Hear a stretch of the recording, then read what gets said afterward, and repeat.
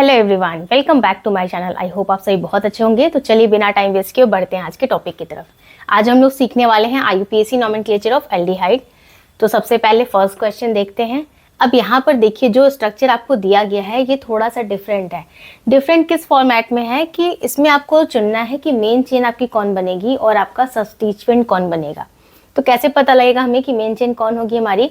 तो ध्यान से देखिए, मेन चेन हमेशा वही बनेगी जिसके पास फंक्शनल ग्रुप हो। अब ये देखिए आप यहाँ पे 1 2 3, अगर आप ऐसे देखेंगे तो इसके पास 3 ही कार्बन एटम है, लेकिन CHO जो है आपका फंक्शनल ग्रुप वो इसके पास है, इसलिए ये हो जाएगी हमारी मेन चेन।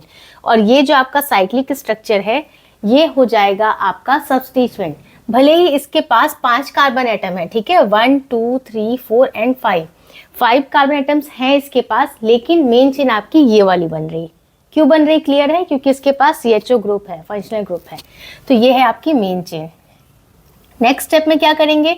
नंबरिंग करेंगे। तो नंबरिंग हमेशा वहीं से करेंगे जहां से फंक्शनल ग्रुप को सबसे स्मॉलेस्ट नंबर मिल सके। तो देखिए यहाँ पे इसको फर्स्ट नंबर मिल जाएगा 1 2 एंड 3।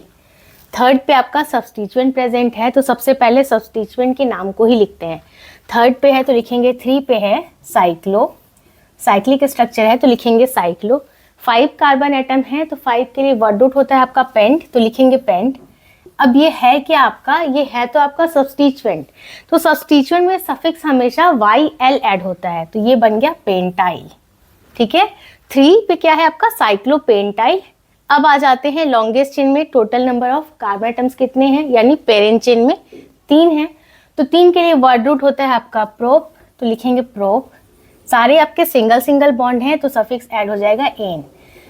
फर्स्ट कार्बन पे अल्डिहाइड प्रेजेंट है और इसकी काउंटिंग हुई है इसके कार्बन की, तो क्या ऐड करेंगे? सफिक्स अल। 1 पे है अल। अब यहाँ पे देखिए ई के बाद डायरेक्टली हमें ए मिल रहा है, तो ये वाला ई कैंसिल हो जाएगा। नाम क्या हो जाएगा? 3 साइक्लोपेंटाइल प्रोपेन 1 अल। ई को यहाँ पर मेंशन नहीं करेंगे क्योंकि हमारा रूल क्या कहता है कि AEIOU एंड Y में से कोई सा भी 2 लेटर अगर कंटिन्यूअसली मिलता है तो फर्स्ट वाला लेटर हमेशा कैंसिल हो जाता है। तो ई के बाद डायरेक्टली हमें ए मिल रहा है, इसलिए ये ई हमारा कैंसिल हो गया। नेक्स्ट क्वेश्चन देखते हैं।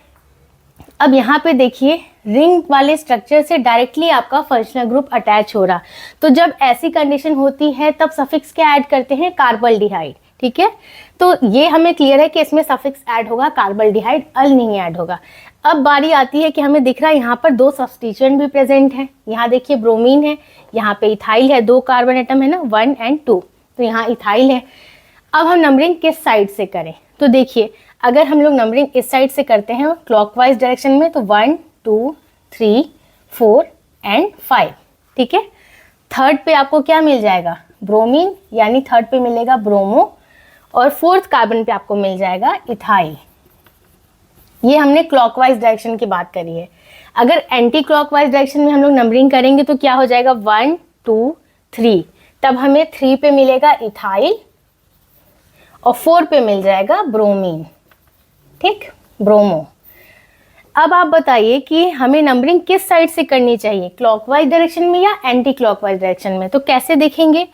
जब हमें दिख रहा कि दोनों सिचुएशन में आपको थर्ड एंड फोर्थ कार्बन पर ही सब्स्टिट्यूएंट मिल रहे, अगर क्लॉकवाइज डायरेक्शन में गए तब भी थर्ड एंड फोर्थ कार्बन पे आपको सब्स्टिट्यूएंट मिलेंगे, और अगर एंटी क्लॉकवाइज डायरेक्शन में जाते हैं तब भी थर्ड एंड फोर्थ कार्बन पर ही आपको सब्स्टिट्यूएंट मिलेंगे।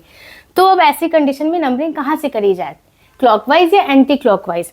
तब हमें क्या करना होता है? हमें चेक करना होता है कि अल्फाबेटिकली हमारा कौन पहले आ रहा। ब्रोमीन बी से स्टार्ट हो रहा, ठीक है, ब्रोमो लिखते हैं हम इसके लिए, इथाइल ई से। बी और ई में आपका बी पहले आता है, इसलिए नंबरिंग वहां से करेंगे जहां से ब्रोमीन को स्मॉलेस्ट नंबर मिले। ठीक है, क्लियर है? तो यहाँ से देखिए अगर हमने क्लॉकवाइज डायरेक्शन में नंबरिंग करी तो ब्रोमीन को थर्ड नंबर मिल रहा था, वहीं एंटी क्लॉकवाइज डायरेक्शन में अगर हम लोग नंबरिंग करेंगे तो ब्रोमीन को 4th नंबर मिलेगा, इसलिए नंबरिंग होगी आपकी क्लॉकवाइज डायरेक्शन में। ठीक है, 1 2 3 4 एंड 5। क्लियर है बात? अब इसके नाम को लिख लेते हैं, तो ध्यान से देखिएगा।